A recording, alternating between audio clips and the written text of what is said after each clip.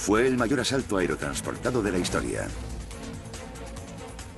40.000 hombres descendieron sobre la Holanda ocupada en un intento por poner fin a la guerra antes de Navidad. Al mando de la avanzadilla, el general de división Roy Ercart, que gozaba del favor de Montgomery y había sido ascendido recientemente. Cuando la misión se topó con problemas, el general tuvo que adentrarse en la batalla para salvar a sus hombres. Esquivando a los francotiradores alemanes, quedó atrapado en un letal juego del ratón y el gato. Para rescatar a sus tropas, tuvo que escapar él mismo en una de las batallas más salvajes de la guerra. Y posteriormente, escapar de nuevo, liderando a 2.000 hombres exhaustos de las garras del ejército alemán.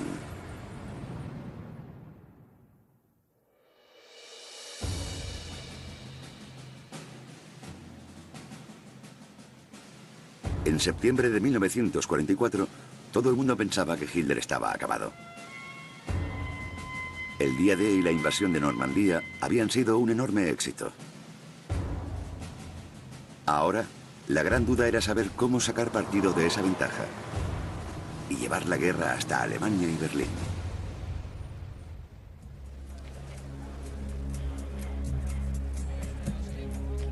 Pero el éxito había generado sus propios problemas.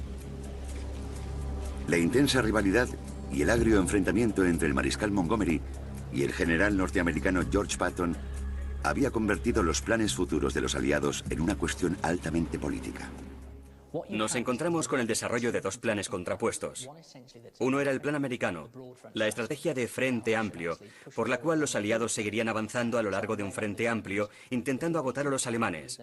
El plan contrario era la estrategia de frente estrecho, defendida por Monty. Según ese plan, los aliados debían concentrar sus fuerzas y atacar a Alemania en su corazón, pero desde un punto que no se pudiese esperar. Montgomery ejerció presión sobre el comandante supremo aliado, Dwight Eisenhower, insistiendo en que su estrategia debía ser la elegida. Afirmaba que podía enviar una fuerza de combate que rodearía por el norte, a través de la Holanda ocupada por los alemanes, el muro defensivo alemán conocido como la línea Siegfried. Primero, las fuerzas aerotransportadas capturarían varios puentes clave sobre algunos de los numerosos canales de Holanda. El último sería el cruce sobre el imponente río Rin en la ciudad de Arnhem. Una vez capturados los puentes, un inmenso ejército, conocido como el 30º Cuerpo Británico, atravesaría Holanda a lo largo de una estrecha carretera, en una invasión que les llevaría directamente a las llanuras del norte de Alemania. Era un plan impresionante por su ambición y elegancia. En caso de tener éxito, una enorme fuerza invasora se plantaría en el patio trasero de Alemania en apenas unos días, y Montgomery podría apuntarse el tanto de la conquista de Berlín y poner fin a la guerra en Navidad. Eisenhower dio luz verde a Montgomery. Todas las miradas estaban puestas en la vía de acceso a la victoria, Arnhem. Una ciudad holandesa pegada a la frontera con Alemania. Su puente sobre el río Rin sería la clave del éxito y la parte más dura de la misión. Situado tras las líneas enemigas, era el puente más lejano, el último que deberían cruzar y el que deberían retener durante más tiempo. Los 12.000 soldados de la primera división aerotransportada, considerada entre las más poderosas del ejército británico, estaban decididos a capturar aquel puente. Al mando de todos ellos, el mayor general Roy Ercart. A Monty se le daba bien detectar el talento. En el caso de Ercart, le consideraba un hombre competente, que era muy bueno bajo presión, que podía pensar de forma independiente y que sabía ganarse el respeto y la confianza de sus hombres. Todas esas cualidades eran necesarias para alguien que debía guiar al combate a una división aerotransportada. A pesar de que Ercart no tenía experiencia al mando de fuerzas aerotransportadas, era conocido por ser un guerrero temible en combate. Ya había demostrado su gran arrojo y valentía al invadir Sicilia con sus hombres. Pero su ascenso significaba una labor totalmente diferente. Como comandante de división, la misión de Ercart no era luchar, sino dar un paso atrás. Utilizar su cerebro y no su fuerza. Esta vez debería guiar a sus hombres desde el centro de operaciones del cuartel general de su división, pensando tácticamente en la batalla y en cómo desplegar sus fuerzas, manteniendo siempre la sangre fría. Un éxito en Arnhem podría ser el primer paso en su camino hacia mayores retos como general de carrera y una oportunidad para brillar como la estrella que había guiado a Monty hasta Berlín. On September 17, the word was given that Operation Market was on, and the Airborne Army prepared to go into action. The great Allied Air Fleet, which was to deliver more than 39,000 men on this operation, 11,000 of them to Arnhem.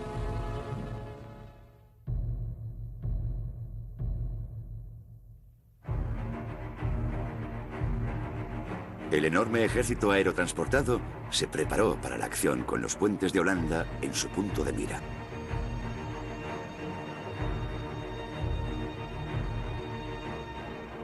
$1.500 aviones y 3.000 planeadores transportarían a 37.000 soldados británicos y norteamericanos, 1.700 vehículos y 3.000 toneladas de munición. En un primer momento, los hombres de Aircar se mostraban escépticos respecto a la operación. Desde el día D, habían recibido en 16 ocasiones la orden de prepararse para la acción, pero en todas ellas la misión se había cancelado. Así que cuando llegó una nueva orden, pocos creían que fuesen a entrar pronto en combate. Todos se mostraban pesimistas, pensando que la operación volvería a cancelarse en el último momento, y de hecho a la mañana siguiente seguían apostando por ello. Mi padre sentía que sus propias tropas de paracaidistas estaban, como él decía, sedientos de batalla. Pero estaban perdiendo el entusiasmo. Se mostraban cínicos respecto a todo. De hecho, algunos de los paracaidistas con los que he hablado me han dicho: habríamos ido donde fuese necesario. Habríamos saltado sobre Berlín, si hiciese falta. Todos creían que era lo mismo de siempre. Pero esta vez vimos cómo empezaban a cargar centenares de aviones. Esta vez iba en serio. Finalmente, cargaron a los paracaidistas, soldados de élite seleccionados de entre las mejores unidades de la infantería británica. Era el momento para el que se habían estado preparando durante meses. Cuando todos los aviones y planeadores despegaron el primer día, el cielo se quedó completamente negro. Todos los que eran niños en aquel momento nunca olvidarán esa visión. Eran especialistas en ataques rápidos y por sorpresa por detrás de las líneas enemigas, pero para ello solo podían ir ligeramente armados.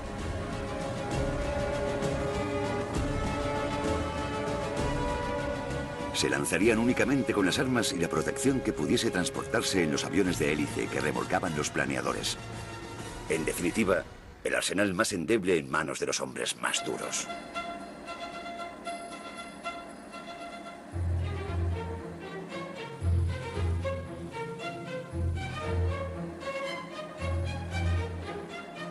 Sobre el papel, la misión era sencilla: capturar un puente mediante un ataque por sorpresa tras las líneas enemigas realizado a gran velocidad y mantener su control durante 2 días hasta la llegada de la invasión por tierra del 30º Cuerpo. Pero antes de que el general pisase suelo holandés, ya sabía que se enfrentaba a serios obstáculos. No iba a ser una batalla corriente. Capturar y retener el puente de Arnhem ya era suficientemente duro, pero además el plan entrañaba desafíos extraordinarios para sus hombres.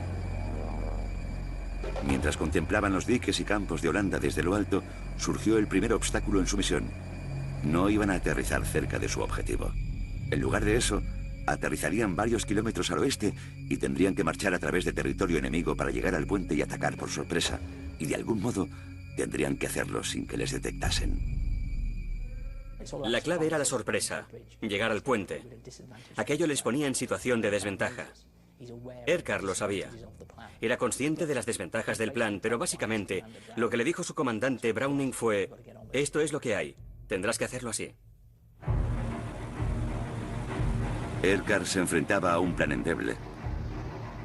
Podría funcionar, pero sus tropas, escasamente armadas, necesitarían refuerzos muy rápido.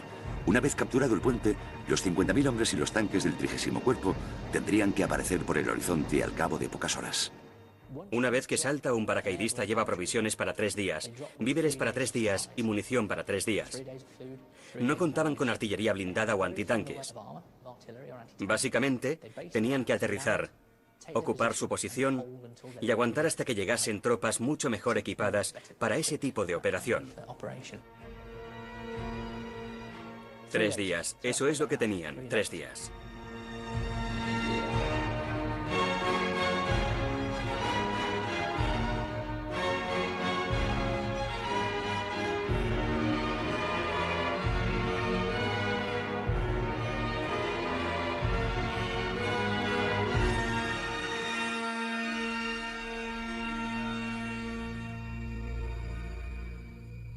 A las 2 de la tarde del domingo 17 de septiembre, cuando los primeros paracaidistas pisaron el suelo holandés, el plan cobró vida. Cada segundo contaba. Bajo un cielo claro, las primeras horas de la operación Market salieron exactamente según lo previsto. Y el gran ejército aerotransportado se preparó ya en tierra para entrar en acción. Mientras desarrollaban las maniobras que habían ensayado en innumerables ocasiones, oficiales y soldados confiaban en toparse con la menor resistencia alemana posible. Era un plan que no podía resistir ningún impacto negativo. Si los alemanes efectuaban algún intento serio de contener la operación aliada, era posible que todo se fuese al traste, porque la rapidez era clave.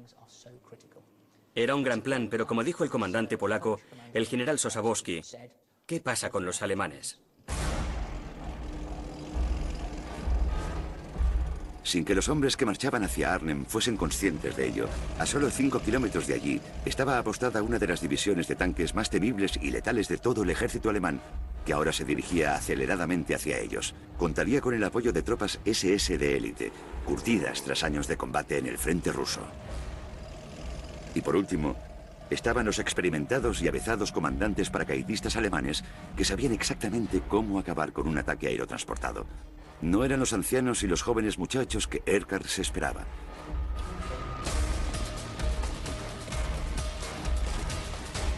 Y eso fue solo el principio, puesto que Eckart se encontró casi de inmediato con graves problemas en su primer día como comandante de división. El control de las tropas que se estaban desplegando en las afueras de Arnhem dependía exclusivamente de las comunicaciones por radio. Y 1 hora después del aterrizaje, las radios dejaron de funcionar. Para un comandante es decisivo porque significa que no tiene visibilidad de lo que está pasando. La radio le permite interactuar con sus ojos y sus oídos, porque sus ojos y sus oídos son precisamente las brigadas, los comandantes de brigada e incluso los comandantes de la compañía. Y creo que de inmediato, con lo que pasó ese primer día y sin duda con lo que pasaría después, empezó a sentirse incómodo. Pero al principio, todo parecía ir bien. 2 unidades de la primera brigada de paracaidistas marcharon rápidamente hacia Arnhem y se deshicieron de la escasa resistencia con la que se encontraron. Era exactamente lo que se esperaban, y a medida que los paracaidistas proseguían su avance, se desató el orgullo y la confianza entre las columnas. Eckart incluso capturó a sus primeros prisioneros de guerra, que fueron grabados por las cámaras. Y los nativos holandeses, felices por su liberación, salieron a recibir a sus héroes.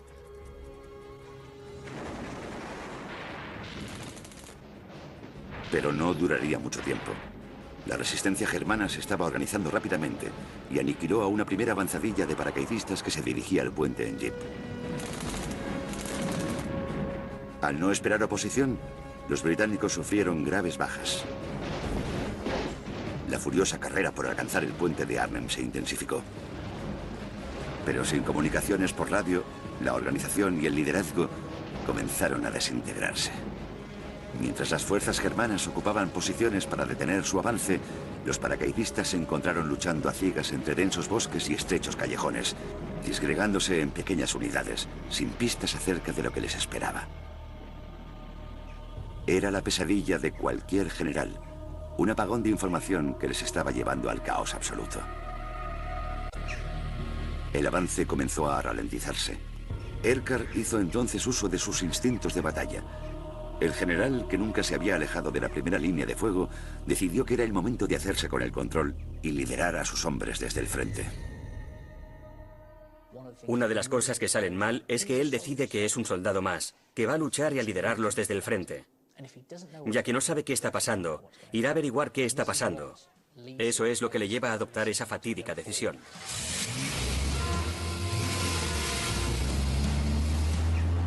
Erkard hizo lo que un comandante de división nunca debería hacer y se adentró en territorio enemigo.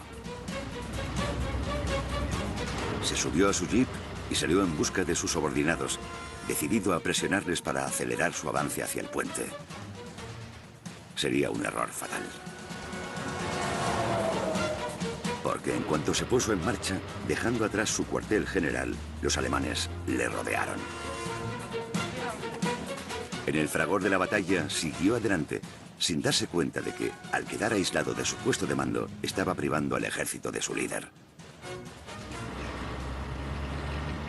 Pronto se encontró con un joven oficial británico que guiaba a una unidad de hombres hacia el puente.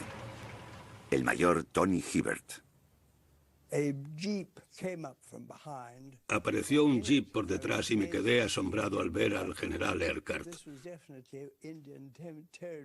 Aquello era territorio comanche, con alemanes por todas partes. Y ver allí a nuestro comandante sin protección me parecía extraño. Él se levantó en la parte trasera del jeep y dijo: «Hibbert, por amor de Dios, dígale a su maldita brigada que se mueva más rápido o los tanques alemanes llegarán al puente antes que ustedes». Y yo le dije: «Sí, señor». Y entonces desapareció. Y como dice la historia, estuvo desaparecido durante otros 2 días, lo cual dejó al operativo sin un líder durante un periodo importante de tiempo.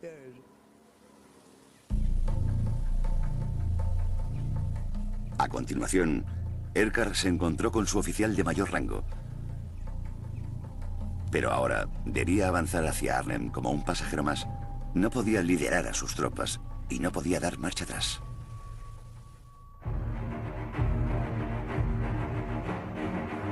A pesar de ello, al anochecer, pareció dar un gran paso adelante.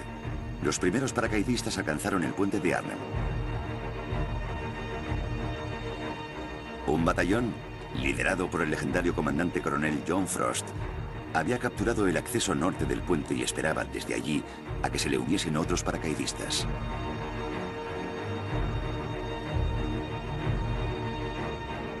Junto a Frost estaba el joven mayor Tony Hibbert, encargado del cuartel general de la brigada y responsable de las comunicaciones.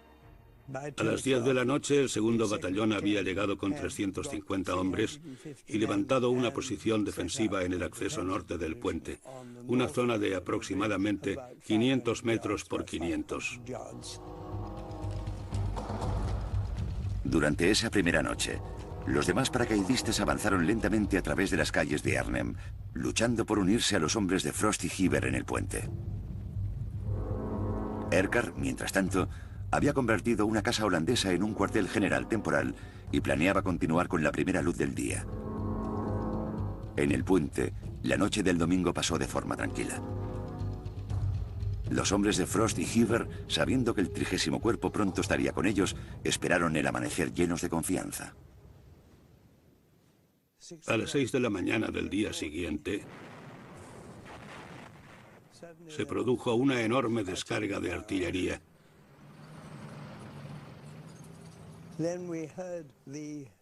Después escuchamos los tanques avanzando y en realidad llegamos a pensar que existía la posibilidad de que fuesen nuestras tropas, que llegaban antes de lo previsto.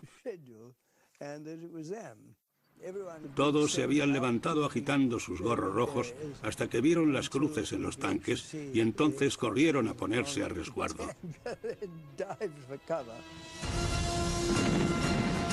Los paracaidistas, escasamente armados, se enfrentaban a un adversario contra el que nunca podrían estar preparados. La 9ª División Panzer SS, una unidad de élite enormemente bien equipada, considerada entre las más peligrosas del ejército alemán. Teníamos 4 cañones antitanque de 6 libras que eran estupendamente precisos.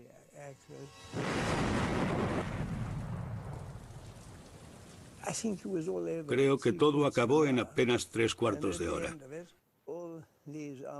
Después de eso, sus tanques estaban ardiendo en llamas. Fue muy satisfactorio. Increíblemente y en contra de lo previsto, los paracaidistas habían rechazado el asalto de los tanques alemanes. Ese sería el momento culminante del primer día y en el puente se desbordó el optimismo. Pero mientras Frost y sus hombres se felicitaban, empezaban a quedar claras las consecuencias de la decisión de Eckert de alejarse de su cuartel general.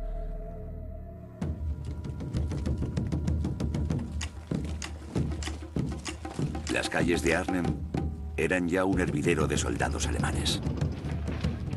Fuertemente armados y a menudo muy bien adiestrados, se habían convertido en un obstáculo insuperable que separaba a los hombres del puente del resto de tropas de Eckert.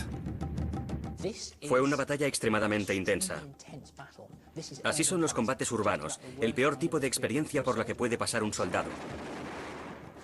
Luchar en una zona edificada sin saber qué hay detrás de cada esquina, viendo cómo tus compañeros, tus colegas, tus amigos están heridos o muertos, quedándote sin munición, quedándote sin comida, quedándote sin agua. Y como comandante, obviamente intentas minimizar todo eso para obtener de tus hombres el mejor rendimiento. Pero Eckert no podía hacerlo, porque no sabía qué estaba pasando. Sencillamente no tenía ni idea. Cualquier esperanza de que Eckert pudiese regresar a su puesto de mando era impensable. Armado únicamente con una pistola, lo único que podía hacer era permanecer con sus hombres, que se escabullían entre las calles, esquivando a los francotiradores alemanes y trepando por los muros de los jardines. Nadie tenía ni idea de dónde estaba y lo dieron por muerto. Nadie estaba buscando a Eckert. En aquel momento el mando británico había seguido adelante. Eckert había desaparecido. Podía estar muerto, podía estar herido, podía haber sido capturado, quién sabía. No se envió a ningún equipo de rescate. No sabían dónde estaba. Sin instrucciones claras sobre la sucesión de Eckert, se desató una lucha de poder entre sus subordinados, con todos ellos reclamando su superioridad. La fuerza invasora británica, sin comunicaciones internas ni tampoco con el mundo exterior, había quedado descabezada.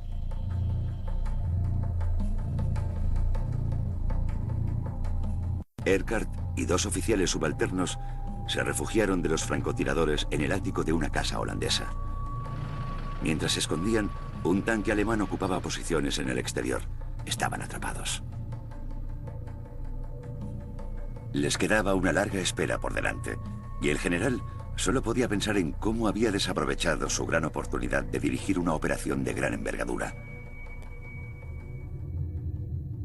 Doug Charlton estaba entre los hombres que todavía intentaban relevar al coronel Frost y a sus hombres en el puente.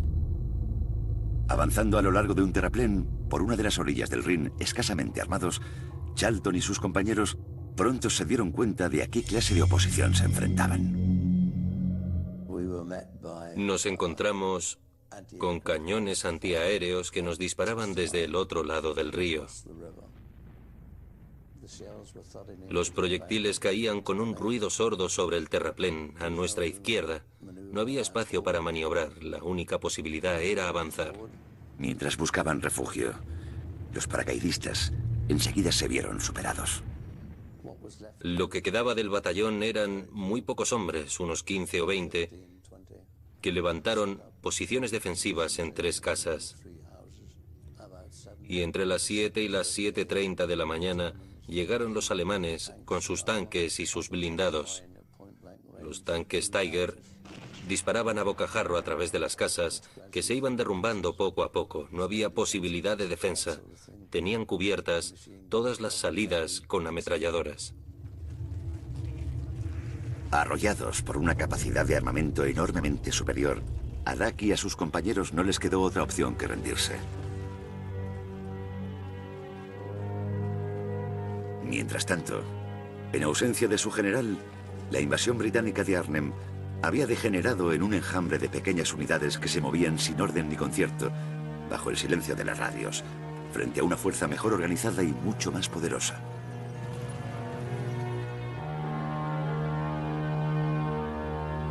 Su líder y comandante de la división, el mayor general Roy Eckert, no podía hacer nada por ayudarles.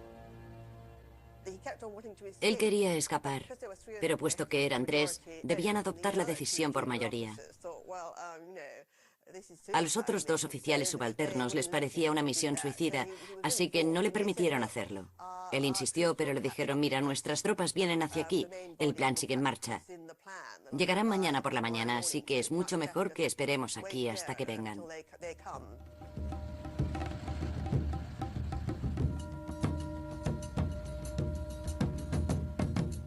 Finalmente, una maniobra casual en el transcurso de la batalla brindó al general la oportunidad que estaba esperando. Sin tener ni idea de qué iba a encontrarse, decidió arriesgarse. Básicamente esperó su oportunidad hasta que tuvo claro que había combates en las calles que estaban al lado de la casa.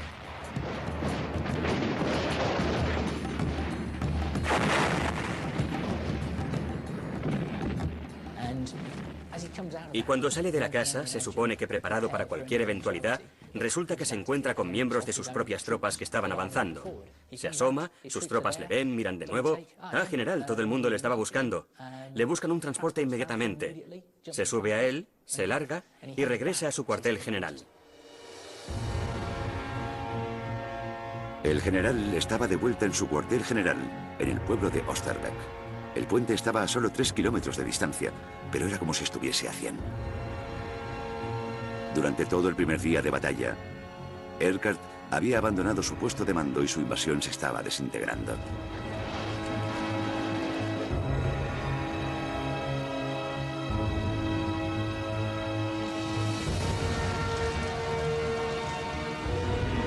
Para entonces, la batalla para alcanzar el puente se había convertido en una matanza, con los paracaidistas preparados únicamente para toparse con una ligera oposición, enfrentados a una fuerza alemana completamente equipada.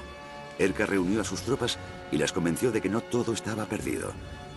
Si conseguían resistir solo un poco más, los refuerzos del 30º Cuerpo no tardarían en llegar.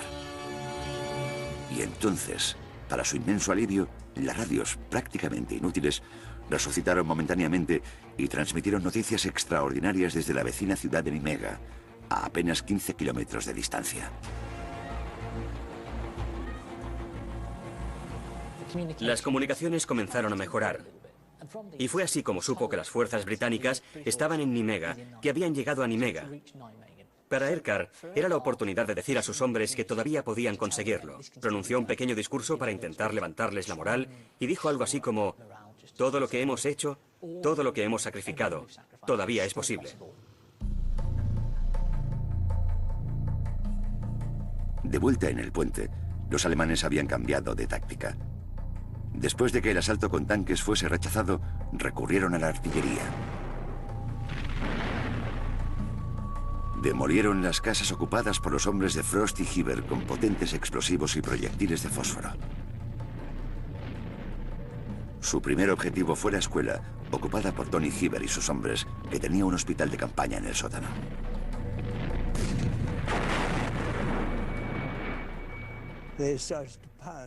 Comenzaron a bombardear nuestra posición desde ambos lados de la carretera y continuaron durante 36 horas.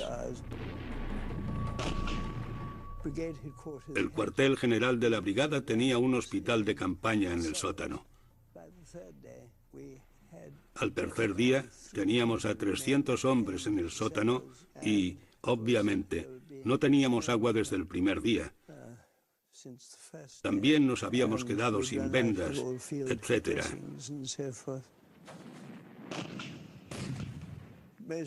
La mayoría de edificios habían quedado reducidos a escombros. Entonces empezaron a utilizar proyectiles de fósforo. No había nada para sofocar las llamas, lo cual era un problema, porque no teníamos agua, nos habíamos quedado sin agua.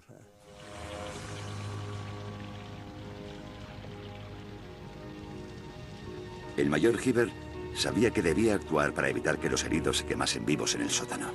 Sin tiempo que perder, solicitó ayuda al enemigo, sin estar seguro de qué respuesta se iba a encontrar. A las 10 de la mañana del miércoles, el fuego en el cuartel general de la brigada estaba fuera de control y, por supuesto, teníamos a toda aquella gente en el sótano. Así que solicitamos a los alemanes un alto el fuego de 2 horas que nos permitiese sacar a nuestros hombres del sótano antes de que se quemasen.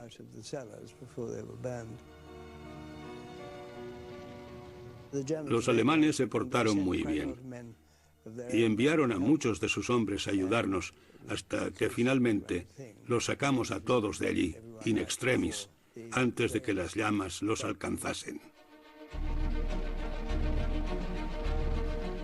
Mientras tanto, los efectivos restantes del batallón de Doug Charlton estaban en poder de las Waffen-SS. Sobre ellos se cernía la posibilidad de pasar meses en un campamento de prisioneros de guerra. Pero antes de ser trasladados a Alemania, Doug recibió permiso para trasladar a sus compañeros heridos al hospital de la ciudad. En el caos de la batalla, pocos prestaban atención a los prisioneros de guerra.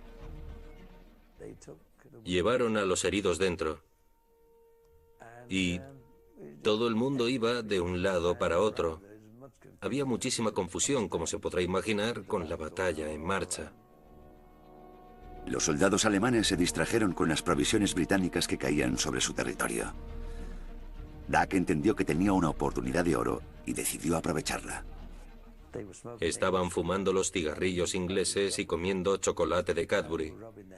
Se frotaban las manos eufóricos, pensando que tenían más víveres para ellos. Y nos decían en inglés, "Not for you", no son para vosotros. Y entonces tuve la opción de tomar la decisión correcta. Se me abrió una oportunidad y escapé de allí. Los paracaidistas estaban llegando al final de su tercer día y se habían quedado prácticamente sin munición. Cualquier esperanza de abrirse paso entre las poderosas líneas germanas para unirse a la unidad del puente se había desvanecido por completo. El general agrupó a sus efectivos restantes, alrededor de 3.500 hombres, en un bastión defensivo de apenas 2 kilómetros cuadrados alrededor de Osterbeck, y les preparó para resistir a los alemanes que ya les rodeaban. Aquel bastión sería su reducto, y una vez protegido el perímetro mediante paracaidistas situados en trincheras y casas, Eckert reconsideró sus opciones. Estaba claro que sus hombres jamás podrían alcanzar el puente. Tendrían que abandonar a las tropas de Frost y Hieber. Pero en lugar de permitir que su primera experiencia al mando de una división acabase en un fracaso, Eckert trazó un nuevo plan. Envió un mensaje a sus superiores sugiriendo que el 30º Cuerpo se desviase de su objetivo previsto, el puente de Arnhem, y se dirigiese a un punto de la orilla sur, la opuesta a su posición. Desde allí, sugirió, el 30º Cuerpo podría construir un puente para contactar con su bastión defensivo. Era un plan osado. El 30º Cuerpo viajaba con todos aquellos vehículos llenos de equipamiento de construcción, diseñado específicamente para cruzar vías fluviales. Así que si ellos podían resistir en la orilla norte del río y el 30º Cuerpo era capaz de capturar la orilla sur, tal vez podrían construir un puente. Y si lograban construir un puente, tal vez el plan podría salir adelante, conservando aquel bastión y construyendo el puente. Pero el general y sus hombres desconocían que el 30º Cuerpo se había retrasado sobre el horario previsto y se habían estancado en cruentos combates. La liberación de Arnhem tendría que esperar todavía más tiempo.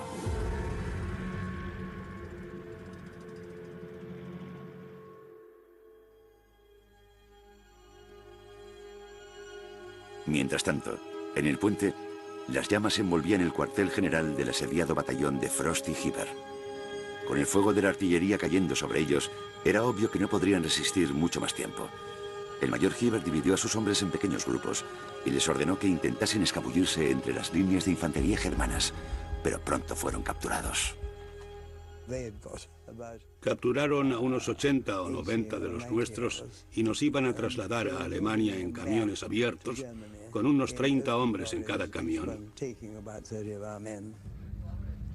Pero el mayor Hieber y sus hombres habían sido adiestrados para no considerar la captura como el final de la guerra y para convertir la fuga en un deber. Yo fui oficial de inteligencia. Solía leccionar a todas las tropas sobre lo que debían hacer en caso de ser capturados y les decía, vuestro primer deber es escapar y el momento más fácil para escapar son siempre las primeras 48 horas.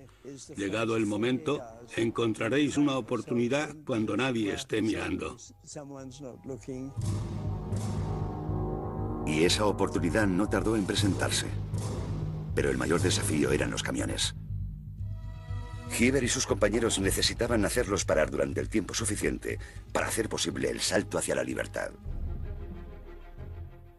Durante los primeros metros, mientras cogía velocidad, era posible saltar desde el camión. Así que planeamos lo siguiente. Debíamos irritar a los alemanes lo suficiente como para que frenasen y viniesen a regañarnos. Mientras nuestro camión atravesaba la ciudad, empezamos a hacer el signo de la victoria a los holandeses para animarles, y ellos nos respondían. Eso enfureció al guardia alemán, un joven cabo de unos 16 o 17 años, que tenía una Schmeisser. Se cabreó tanto que paró 2 veces y nos dijo: si volvéis a hacerlo, os mataré. Paramos una tercera vez y, tal y como había acordado con uno de los otros oficiales, los dos saltamos. Él saltó un muro y yo salté por el otro lado. Conseguí escapar y unirme a la resistencia holandesa. Pero el salto hacia la libertad del mayor Hibbert tuvo un precio. El cabo puso un cargador a su Schmeisser. Disparó contra 6 de los nuestros y los mató. Desde mi punto de vista, eso fue lo peor que me pasó. Porque yo era el único responsable. Y además lo sabía.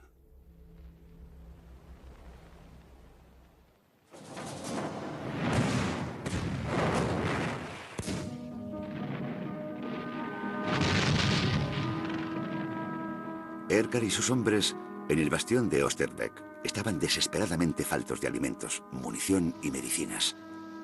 Sin contacto por radio y con la orden de ignorar las señales de tierra, los pilotos que transportaban provisiones se limitaban a dejarlas caer en las zonas preacordadas, casi siempre en poder del enemigo.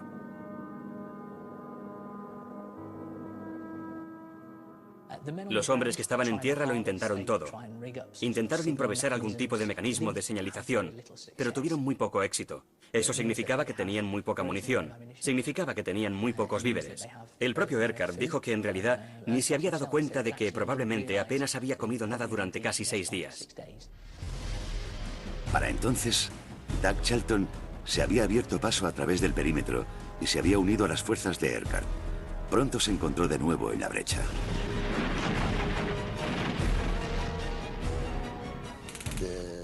Los ataques se repetían constantemente. Los morteros Nebelwerfer disparaban 6 bombas a la vez.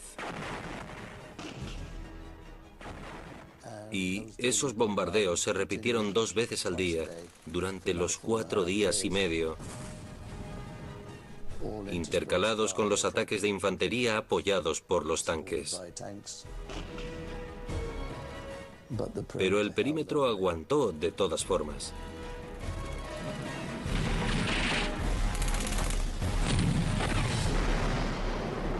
Aunque, por supuesto, hubo muchos daños. Los heridos se acumulaban. Mientras Doug Charlton luchaba en las trincheras, sus compañeros caían a su alrededor. Los desbordados puestos de socorro servían de recordatorio de lo que le esperaba si resultaba herido. La antigua vicaría se utilizaba como puesto de asistencia médica. Estaba totalmente desbordado y había muchísimos cadáveres en el jardín. Los bombardeos habían destrozado las cañerías y no había agua. Tan solo había agua disponible en el pozo del jardín de la vicaría. Y los francotiradores alemanes concentraban sus esfuerzos en aquel punto.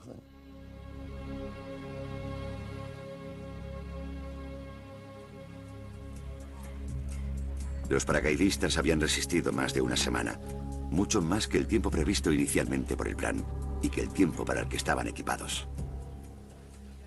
Los alemanes habían averiguado lo que pasaba. Habían averiguado que, básicamente, habían derrotado a la fuerza británica que había aterrizado. Era cuestión de tiempo, y poco a poco los fueron acorralando, luchando calle por calle, luchando casa por casa.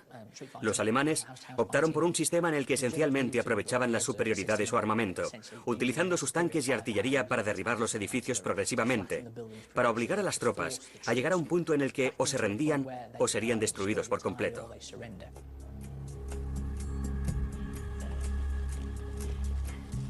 Con los refuerzos alemanes acumulándose en torno a ellos, los paracaidistas se encontraron asediados, luchando una batalla desesperada sin un final a la vista.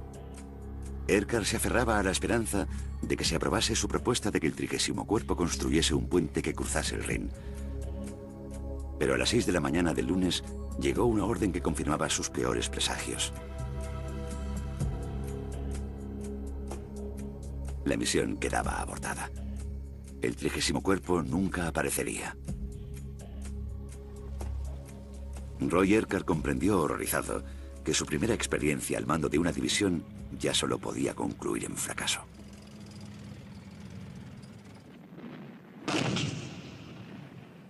Erkar se quedó muy afectado por la decisión.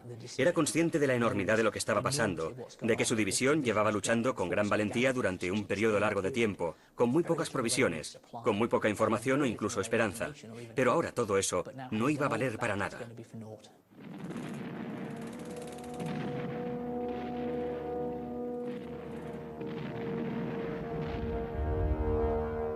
Los hombres que estaban con Erkar sabían que ya estaban solos y completamente rodeados.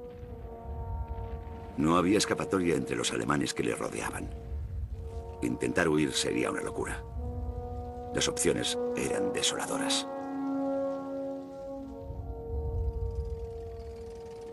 Y entonces sucedió lo inimaginable. Sin previo aviso, los proyectiles de la artillería británica explotaron a su alrededor, aplastando las posiciones enemigas. La misión del 30º Cuerpo había quedado abortada, pero seguían suficientemente cerca como para ayudarles. La artillería británica había llegado a Nimega. Comenzó a disparar desde el área de Nimega para apoyar al bastión, con unos resultados increíblemente positivos. Sin observadores sobre el terreno, sin nadie que pudiese darles las coordenadas exactas, fueron capaces de disparar desde 10 u 11 kilómetros de distancia. Eso ayudó al bastión a resistir y acabó resultando crucial para permitir que la fuga tuviese lugar.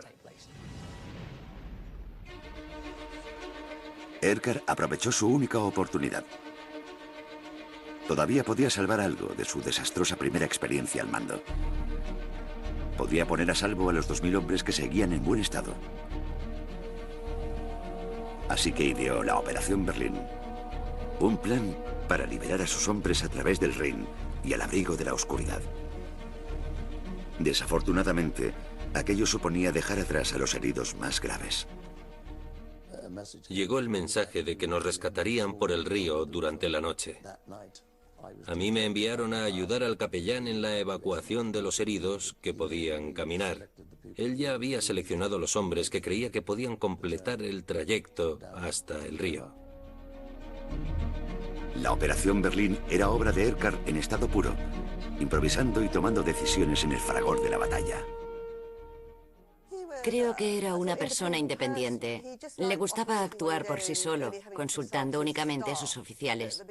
Creo que al principio, cuando seguía los planes de otras personas, fue cuando todo salió mal. Y al final, cuando se quedó solo y tuvo que sacar de allí a los hombres que quedaban y actuar con lo poco que tenía a su disposición, todo fue mucho mejor. Todo dependía del sigilo. El silencio absoluto sería esencial.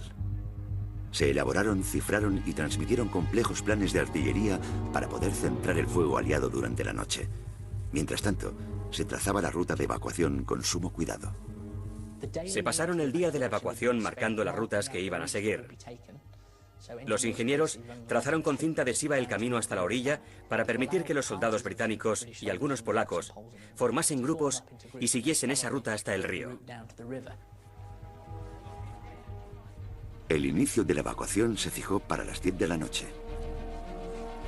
Erkar ordenó a sus hombres que se afeitasen y se pintasen las caras de negro.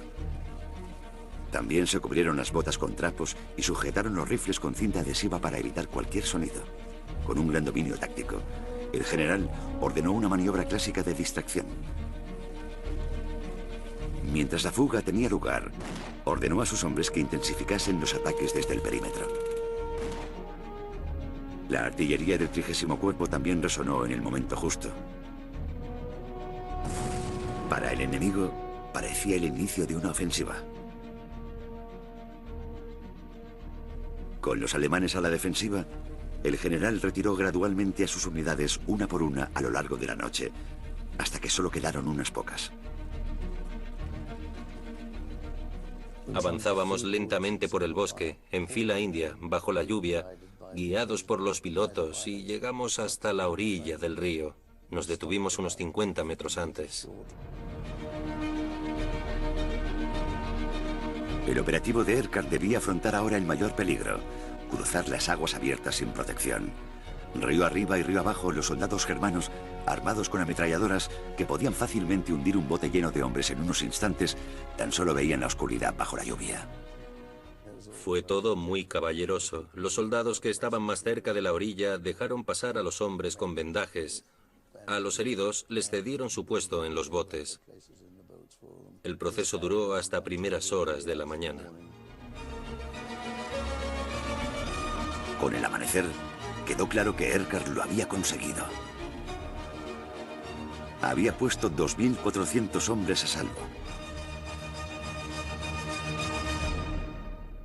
Había sido una operación de manual.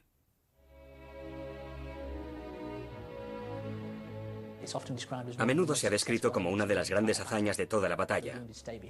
Los heridos se quedaron atrás con los doctores y el capellán que se quedaron con ellos, pero el resto de las tropas fueron capaces de escapar. Planear y dirigir la más milagrosa de todas las fugas fue el gran logro de Erkard. Y recibió merecidos elogios por ello. Pero 6.000 de sus hombres habían acabado convertidos en prisioneros de guerra y otros 1.400 habían muerto.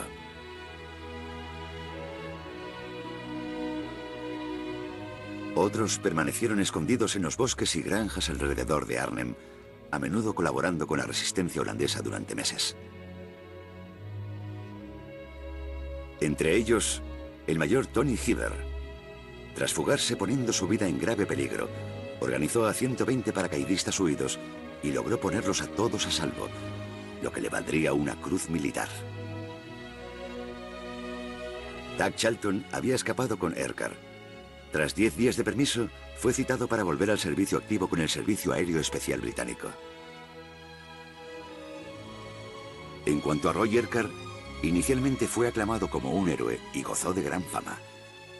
Pero aquel sería su último ascenso, y el recuerdo de su valiente pero fallida primera experiencia al mando de una división perviviría con él para siempre.